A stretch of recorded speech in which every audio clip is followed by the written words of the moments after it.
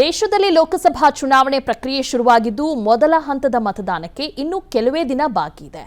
ಇದರ ನಡುವೆ ABP news C voters ಚುನಾವಣಾ ಪೂರ್ವ ಸಮೀಕ್ಷೆ ಪ್ರಕಟವಾಗಿದ್ದು ಬಿಜೆಪಿ ಹಾಗೂ ವಿಪಕ್ಷಗಳ ನಡುವೆ ನೇರಾನೇರ ಫೈಟ್ ಇರೋದಾಗಿ ತಿಳಿಸಿದೆ. 286 ಕ್ಷೇತ್ರಗಳ ಸಮೀಕ್ಷೆಯ ರಿಪೋರ್ಟ್ ಪ್ರಕಟಿಸಿರೋ ಸಿ ವೋಟರ್ಸ್ ಬಿಜೆಪಿ ನೇತೃತ್ವದ ಎನ್ಡಿಎ 174 ಕ್ಷೇತ್ರಗಳಲ್ಲಿ ಗೆಲ್ಲುತ್ತೆ ಅಂತ ಹೇಳಿದೆ. ಅಲ್ಲದೆ ಕಾಂಗ್ರೆಸ್ ನೇತೃತ್ವದ ಐಎನ್ಡಿಐಎ 112 ಹಾಗೂ ಇತರರು 00 ಸ್ಥಾನಗಳನ್ನು ಪಡೆಯುತ್ತಾರೆ ಅಂತ ಹೇಳಿದೆ. ಇನ್ನು ಕರ್ನಾಟಕದ 28 ಕ್ಷೇತ್ರಗಳ ಪೈಕಿ ಬಿಜೆಪಿ ಜೆಡಿಎಸ್ ಮೈತ್ರಿ 23 ಕ್ಷೇತ್ರಗಳಲ್ಲಿ ಗೆದ್ರೆ ಕಾಂಗ್ರೆಸ್ 5 ಕ್ಷೇತ್ರಗಳಲ್ಲಿ ಗೆಲುವು ಸಾಧಿಸುತ್ತೆ ಎಂದು ಎಬಿಪಿ ನ್ಯೂಸ್ ಸಿ ವೋಟರ್ಸ್ ಚುನಾವಣಾ ಪೂರ್ವ ಸಮೀಕ್ಷೆ ತಿಳಿಸಿದೆ. ಇಂಡಿಯಾ ನ್ಯೂಸ್ ಸರ್ವೆ ಪ್ರಕಾರ ಎನ್ಡಿಎ 383 ಸೀಟ್ಸ್ ಗೆಲ್ಲುತ್ತೆ, ಐಎನ್ಡಿಐಎ 109, ಇತರರು 51 ಕ್ಷೇತ್ರಗಳನ್ನು ಪಡೆಯಲಿದೆ. ಇನ್ನು ಕರ್ನಾಟಕದಲ್ಲಿ ಎನ್ಡಿಎ 22+2 ಮತ್ತು ಐಎನ್ಡಿಐ 4 ಸ್ಥಾನಗಳಲ್ಲಿ ಗೆಲುವು ಸಾಧಿಸುತ್ತೆ ಅಂತ ಇಂಡಿಯಾ ನ್ಯೂಸ್ ಹೇಳಿದೆ.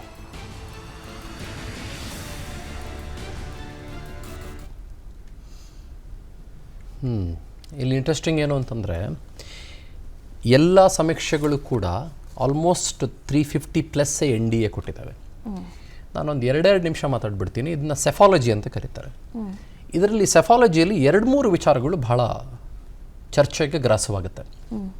ಏನು ಅಂತಂದರೆ ಈ ಸರ್ವೆ ಸ್ಯಾಂಪ್ಲಿಂಗ್ ಯಾವಾಗ ಮಾಡಿದ್ರು, ಯಾವ ಟೈಮಲ್ಲಿ ಮಾಡಿದ್ರು, ಯಾವ ಹಂತದಲ್ಲಿ ಮಾಡಿದ್ರು ಮತ್ತು ಎಷ್ಟು ಜನರನ್ನು ಮಾತನಾಡಿಸಿದ್ರು, ಇಟ್ ಆಲ್ ಡಿಪೆಂಡ್ಸ್. ಈ ಸರ್ವೆ ಸುಳ್ಳು ಅಂತ ನಾನು ಹೇಳ್ತಾ ಇಲ್ಲ, ಬಟ್ ಎಲ್ಲ ಸರ್ವೆಗಳು ಕೂಡ 100 ನಿಜ ಆಗಬೇಕಾಗಿಲ್ಲ. ಈಗ for example C voter survey, ಈಗ ಇವರು ಇನ್ನೂ ಒಂದು ಹಂತ ಕೊಟ್ಟಿದ್ದಾರೆ, ಇನ್ನೂ ಸಂಪೂರ್ಣವಾಗಿ ಕೊಟ್ಟಿಲ್ಲ. ಓಕೆ, ಈ ಸಿ ವೋಟರ್ ಸರ್ವೆ ಕಳೆದ ವಿಧಾನಸಭೆ ಚುನಾವಣೆಯಲ್ಲಿ ನಿಮಗೆ ಬಿ ಜೆ ಪಿ ಒಂದು 90 ಸ್ಥಾನಗಳನ್ನು ಪಡ್ಕೊಳ್ಳುತ್ತೆ ಅಂತ ಕೊಟ್ಟಿದ್ರು, ಬಟ್ 66 ತೊಗೊಂಡಿದ್ದು. JDS ಒಂದು 21+ ಅಂತ ಕೊಟ್ಟಿದ್ರು, 19 ಮಾತ್ರ ತೊಗೊಂಡಿದ್ದು. ಅಂದರೆ ಒಂದು ಹಂಗೆ ಅಸೆಂಬ್ಲಿ ಆಗುತ್ತೆ ಅನ್ನೋ ಥರದಲ್ಲಿ ಕೊಟ್ಟಿದ್ರು. ಬಟ್ ಚುನಾವಣೆಯಲ್ಲಿ ಏನಾಯಿತು, ಸಂಪೂರ್ಣವಾಗಿ ಅದು ಆಲ್ಮೋಸ್ಟ್ ಉಲ್ಟಾಗೋಯ್ತು. 66 ಸ್ಥಾನಗಳನ್ನು ಮಾತ್ರ ಬಿ ಜೆ ಪಿ ಪಡೆದುಕೊಳ್ತು. ಓಕೆ, ಆಮೇಲೆ ಇದು ಯಾವ ಟೈಮ್ನಲ್ಲಿ ನಡೀತು, ಫಾರ್ ಎಕ್ಸಾಂಪಲ್ ಒಂದು ಯುಫೋರಿಯಾ ಅಂದರೆ ಭಾವೋದ್ವೇಗ ಅಂತ ಕರಿತೀವಿ. ಯಾವಾಗ? ಜನವರಿ ಮತ್ತು ಫೆಬ್ರವರಿ ತಿಂಗಳಲ್ಲಿ. ಜನವರಿ ತಿಂಗಳಲ್ಲಿ ಮುಖ್ಯವಾಗಿ 22ನೇ ತಾರೀಕಿನ ನಂತರದಲ್ಲಿ ಇಡೀ ದೇಶದಲ್ಲಿ ಒಂದು ಭಾವೋದ್ವೇಗದ ವಾತಾವರಣ ಇತ್ತು. ಅದೇನು? ರಾಮಲಲ್ಲಾ ಪ್ರತಿಷ್ಠಾಪನೆಯ ಭಾಳ ದೊಡ್ಡ ಭಾವೋದ್ವೇಗ.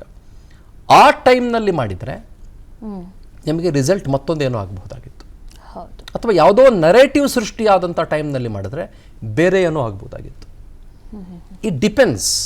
ಫಾರ್ ಎಕ್ಸಾಂಪಲ್ ಇನ್ನೊಂದು ಹೇಳ್ತೀನಿ ಕೇಳಿ. ಕಳೆದ ವಿಧಾನಸಭೆ ಚುನಾವಣೆಯಲ್ಲಿ 2023ರಲ್ಲಿ ರಾಜ್ಯ ಬಿ ಜೆ ಪಿ ಧರ್ಮಾಧಾರಿತವಾದ ಚುನಾವಣೆಯನ್ನು ಫೇಸ್ ಮಾಡುತ್ತೆ ಅಂತ ನಾವು ಅಂದ್ಕೊಂಡಿದ್ವಿ. ಅಂದ್ರೇನು? ಅವಾಗ ಚರ್ಚೆ ಆಗ್ತಾ ಇದ್ದಿದ್ದೇನು? ಹಿಜಾಬು, ಹಲಾಲು, ಜಟ್ಕಾ ಕಟ್ಟು, ಮತ್ತೊಂದು ಆಜಾನು, ಅದೆಲ್ಲ ಚರ್ಚೆ ಆಗ್ತಾ ಇತ್ತು. ಬಟ್ ಇಲ್ಲ, ಅದು ಚರ್ಚೆಗೆ ಬರಲಿಲ್ಲ. ಎಲೆಕ್ಷನ್ನಲ್ಲಿ ಚರ್ಚೆಗೆ ಏನು ಬಂತು? PCM 40%, ಭ್ರಷ್ಟಾಚಾರ. ನರೇಟಿವ್ಸ್ 6 ತಿಂಗಳ ಹಿಂದೆ 2023ರಲ್ಲಿ ಇದ್ದಿದ್ದು ನಿಮಗೆ ಚುನಾವಣೆ ಹತ್ರ ಬಂದಾಗ 15 ಡೇಸ್ ನರೇಟಿವೇ ಚೇಂಜ್ ಆಗೋಯ್ತು. ಅದು ಯಾವುದು ನೆನಪಿಗೂ ಬರಲಿಲ್ಲ ಯಾರಿಗೂ. ಧರ್ಮಾಧಾರಿತವಾದ ಚುನಾವಣೆ ನಡೀಲೇ ಇಲ್ಲ. ಈ ಸಲವೂ ಕೂಡ ಅಷ್ಟೇ. ಈಗ 2014ನಲ್ಲಿ ನರೇಟಿವ್ ಬೇರೆ ಇತ್ತು. ಬಿ ಜೆ ಪಿಗೆ ಒಂದು ಚೇಂಜ್ ಬೇಕು, 10 ವರ್ಷಗಳ UPA ಇಂದ ಬೇಸೆತ್ತಿದ್ದಾರೆ ಜನ.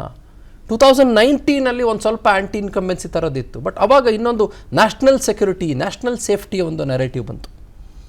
ಹಾಗಾಗಿ ನೀವು ಈ ಸರ್ವೆಗಳನ್ನು ಹೇಗೆ ಗಮನಿಸಬೇಕು ಅಂತಂದರೆ ಅದು ಯಾವ ಸಂದರ್ಭದಲ್ಲಿ ನಡೆಸಿದ ಸರ್ವೆ.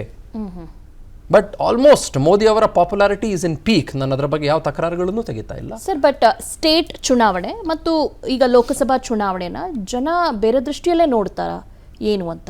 ಹೌದು, ಬೇರೆ ದೃಷ್ಟಿಯಲ್ಲಿ ನೋಡ್ತಾರೆ. ಯಾಕಂದರೆ ಇಲ್ಲಿನ ನಾಯಕತ್ವಕ್ಕೂ ಕೂಡ ಮತ್ತು ನ್ಯಾಷನಲ್ ಲೆವೆಲ್ ನಾಯಕತ್ವಕ್ಕೂ ಕೂಡ ಬಹಳ ವ್ಯತ್ಯಾಸ ಇರುತ್ತೆ. ಆದರೂ ಕೂಡ ನಾವಿಲ್ಲಿ ಗಮನಿಸಬೇಕಾಗಿರೋದೇನು ಅಂತಂದರೆ, ಅದಕ್ಕೆ ಸ್ಪಷ್ಟವಾದಂಥ ಉದಾಹರಣೆ ನೀವು ಕೇಳಿದ ಪ್ರಶ್ನೆಗೆ ಏನು ಅಂತಂದರೆ, 2013ರಲ್ಲಿ Siddaramaiah government thumping majority of 122 ಬಂತು. 2014ರಲ್ಲಿ ಮೋದಿ ಅವರು ಸರ್ಕಾರವನ್ನು ಅಬ್ಸಲ್ಯೂಟ್ ಮೆಜಾರಿಟಿಯಿಂದ ಸ್ಥಾಪನೆ ಮಾಡಿದ್ರು. 2018ರಲ್ಲಿ ರಾಜ್ಯದಲ್ಲಿ JDS ಮತ್ತು ಕಾಂಗ್ರೆಸ್ನ ಮೈತ್ರಿಕೂಟ ಬಂತು. ಆಮೇಲೆ 14 ತಿಂಗಳು ಆಡಳಿತ ನಡೆಸಿದ ಮೇಲೆ ಶತ್ರುಕೂಟ ಆಗಿ ಅದು ಬಿದೋಯಿತು. 2019ನಲ್ಲಿ Modi came back with thumping majority ಆಗಿ. ಹಾಗಾಗಿ ಸಹಜವಾಗಿಯೇ ರಾಜ್ಯದಲ್ಲಿ ಮತ್ತು ದೇಶದಲ್ಲಿ ನಡೆಯುವ 2 ಚುನಾವಣೆಗಳನ್ನು ಜನ ಬೇರೆ ಬೇರೆ ರೀತಿಯಲ್ಲೇ ನೋಡ್ತಾರೆ ಅನ್ನೋದ್ರಲ್ಲಿ ಯಾವ ಅನುಮಾನವೂ ಕೂಡ ಇಲ್ಲ. ಬಟ್ ಏನು ಅಂತಂದರೆ ನರೇಟಿವ್ಸ್ ಮ್ಯಾಟರ್ಸ್. ನರೇಟಿವ್ಸ್ ಇದೆಯಲ್ಲ, ದೇ ಮ್ಯಾಟರ್ ಎ ಲಾಟ್. ಏನು ಸೃಷ್ಟಿ ಆಗ್ಬೋದು ನರೇಟಿವ್? ನಾಳೆ ಚುನಾವಣೆ ಅಂದಾಗ ನಿಮ್ಗೆ ಹೇಳ್ತೀನಿ, ಇವತ್ತು ರಾತ್ರಿ ಏನೋ ಒಂದು ನರೇಟಿವ್ ಸೃಷ್ಟಿ ಆಗ್ಬಿಡ್ಬೋದು. ಇಲ್ಲಪ್ಪ ನಾವು ಓಟ್ ಹಾಕಲ್ಲ ಅವ್ರಿಗೆ, ನಾನು ಇವತ್ತು ತನಕ ಅನ್ಕೊಳ್ತಾ ಇದ್ದೆ ಓಟ್ ಹಾಕಲ್ಲ ಅಂತ ಜನ ಅನ್ಕೊಂಡ್ಬಿಡ್ಬೋದು. ಆಮೇಲೆ ಒಂದು 4-5% ಆಸಿಲೇಟಿಂಗ್ ವೋಟರ್ಸ್ ಇರ್ತಾರೆ, ಅವ್ರು ಯಾವುದನ್ನು ಡಿಸೈಡ್ ಮಾಡಿರಲ್ಲ. ಅವರು ಬೂತ್ ಮುಂದೆ ಹೋಗಿ ನಿಂತ್ಕೊಂಡು, ಮೆಷಿನ್ ಮುಂದೆ ಹೋಗಿ ನಿಂತ್ಕೊಂಡು ಯಾವುದೋ ಒಂದು ಒತ್ತು ಬರ್ತಾರೆ. ಅವ್ರಿಗೆ ಆ ಮೊಮೆಂಟಲ್ಲಿ ಏನು ತಲೆಗೆ ಹೋಗುತ್ತೋ ಅದನ್ನು ಒತ್ತು ಬರ್ತಾರೆ. ಹಿಂಗೆ ಅವ್ರು ಅಲ್ಲಿ ತನಕ ಇಂಥವ್ರಿಗೆ ಓಟ್ ಹಾಕಬೇಕು ಅಂತ ಡಿಸೈಡೇ ಮಾಡಿರಲ್ಲ. ಗೊತ್ತಾಯ್ತಾ? ಸೊ ಆ ಥರದಲ್ಲೂ ಕೂಡ ಇರೋದ್ರಿಂದ it all depends. Narratives will change, but at the same point in time ನಿಮಗೆ ಕರ್ನಾಟಕದಲ್ಲಿ ಗಮನಿಸಿ, ಇಲ್ಲಿ eDina.com ಅಂತ ಒಂದು ವೆಬ್ಸೈಟ್ ಇದೆ, ಯೂಟ್ಯೂಬ್ ಚಾನಲ್ ಇದೆ. ಅವರು ಒಂದು ಸರ್ವೆ ನಡೆಸಿದ್ದಾರೆ. ಅವ್ರು ಕಳೆದ ಸಲ 136 ಬರುತ್ತೆ ಕಾಂಗ್ರೆಸ್ಗೆ ಅಂತ ಹೇಳಿದ್ರು. ಆ್ಯಕ್ಚುಲಿ ಸರ್ವೆ ನಡೆಸಿ ಅವರು ಈ ಸಲ ಕಾಂಗ್ರೆಸ್ಗೆ ಎಡ್ಜ್ ಕೊಟ್ಟಿದ್ದಾರೆ. ಕರ್ನಾಟಕದಲ್ಲಿ ಚೆನ್ನಾಗಿ ಬರುತ್ತೆ ನಂಬರ್ಸು, BJP ಕಡಿಮೆ ಬರುತ್ತೆ. ಗೊತ್ತಿಲ್ಲ ನೀವು ಯಾವುದನ್ನು ನಂಬ್ತೀರಿ, ಯಾವುದನ್ನು ನಂಬೋಕ್ಕಾಗಲ್ಲ. ಇದನ್ನು ನಂಬ್ತೀರಾ ಅಥವಾ ಅದನ್ನು ನಂಬ್ತೀರಾ? ನೀವು ಹೇಳೋಕ್ಕಾಗಲ್ಲ ಯಾವುದನ್ನು ಕೂಡ. It depends on the scientific methodology what they have used. ಯಾವುದೋ ಒಂದು ಕ್ಷೇತ್ರಕ್ಕೆ ಹೋಗಿ 100 ಜನ ಮಾತಾಡಿಸಿದ್ರೆ ಬೇರೆ ಏನೋ ಉತ್ತರ ಕೊಡ್ಬೋದು. ಆಮೇಲೆ ಇನ್ನೂ ಒಂದು ಆಗ್ಬೋದು, ಈಗ ನಿಮ್ಮ ಹತ್ರ ಬಂದುಬಿಟ್ಟು ನಿಮ್ಗೆ ಯಾರೋ ಮೈಕ್ ಹಿಡಿದ್ಬಿಟ್ಟು ಯಾರು ಓಟ್ ಹಾಕ್ತೀರಾ ಅಂತಂದರೆ ನಿನಗೆ ಕೇಳ್ಬೇಕು, ನಾನು ಹೋಗು ಅನ್ಬೋದು. ನೀನು ಯಾರು ನಾನು ಕೇಳೋಕ್ಕೆ? Who are you man? It's my democratic right. ನಾನು ತೋರಿಸ್ತೀನಿ ಹೋಗಲ್ಲಿ, ನಾನು ತೋರಿಸ್ತೀನಿ, ನನ್ನ ಹತ್ರ ಇದೆ, ನನ್ನ ಹತ್ರ ಓಟ್ ಹಾಕೋ ಪವರ್ ಇದೆ, ನಾನು ಅಲ್ಲಿ ತೋರಿಸ್ತೀನಿ ಹೋಗು ಅನ್ಬೋದು. ಹಾಗಾಗಿ ನಿಮ್ಗೆ ಏನು ಬೇಕಾದರೂ ಕೂಡ ಆಗಬಹುದು.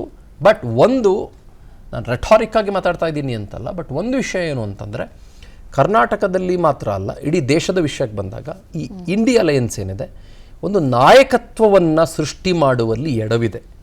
ಅದು ಸ್ಪಷ್ಟವಾಗಿ ಕಾಣಿಸ್ತಾ ಇದೆ. ನೋಡಿ, ಕಳೆದ ಲೋಕಸಭಾ ಚುನಾವಣೆಯಲ್ಲಿ BJP vote sharing 35%, NDA vote sharing 42%. ಅಂದರೆ ಇನ್ನು 58% ವೋಟ್ ಶೇರಿಂಗಲ್ಲಿ ಎಲ್ಲ ಪಕ್ಷಗಳು ಆಟಾಡ್ಕೊಳ್ಳುವಂಥ ಅವಕಾಶ ಇತ್ತು. ಗೊತ್ತಾಯ್ತಾ? ಬಟ್ ಅದಾಗಲಿಲ್ಲ. ಆಯಿತಾ? ಬೇರೆ ಬೇರೆ ಪಾರ್ಟಿಗಳು ಬರ್ತವೆ, ಅದಾಗಲಿಲ್ಲ. 58% ವೋಟ್ ಶೇರಿಂಗ್ ಇದೆ ಬೇರೆ ಪಾರ್ಟಿಗಳಿಗೆ, ನಿಯರ್ಲಿ 60% ವೋಟ್ ಶೇರಿಂಗ್ ಇದೆ. ಗೊತ್ತಾಯ್ತಾ? ಅದರಲ್ಲಿ ಮ್ಯಾಜಿಕೇ ಮಾಡಿಬಿಡ್ಬೋದು. ಬಟ್ ಅಲ್ಲಿ ಒಗ್ಗಟ್ಟಿನ ಕೊರತೆ ಇದೆ, ಲೀಡರ್ಶಿಪ್ ಪ್ರಾಬ್ಲಮ್ ಇದೆ, ಸುಮಾರು ಪ್ರಾಬ್ಲಮ್ಸ್ ಇದೆ ಅಲ್ಲಿ. ಆ ಕಾರಣಕ್ಕೋಸ್ಕರ ಜನ ಒಂದು ನಂಬಿಕಸ್ಥ ಮುಖವನ್ನು ಹುಡುಕುವ ಸಾಧ್ಯತೆ ಇದೆ. ಹಾಗಾಗಿ ನಮಗೆ ಇಲ್ಲಿ NDA ಬಹಳ ಮೇಲುಗೈಯನ್ನು ಪಡೆದುಕೊಂಡಿದೆ ಅಂತ ಅನ್ನಿಸ್ಬೋದು.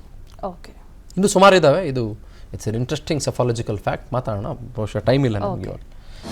ಅನುಕ್ಷಣದ ಸುದ್ದಿಗಳಿಗಾಗಿ ವಿಸ್ತಾರ ನ್ಯೂಸ್ ಯೂಟ್ಯೂಬ್ ಚಾನೆಲ್ ಸಬ್ಸ್ಕ್ರೈಬ್ ಮಾಡಿ. ಹೊಸ ಸುದ್ದಿಗಳ ನೋಟಿಫಿಕೇಶನ್ಗಾಗಿ ಬೆಲ್ ಐಕಾನ್ ಕ್ಲಿಕ್ ಮಾಡಿ.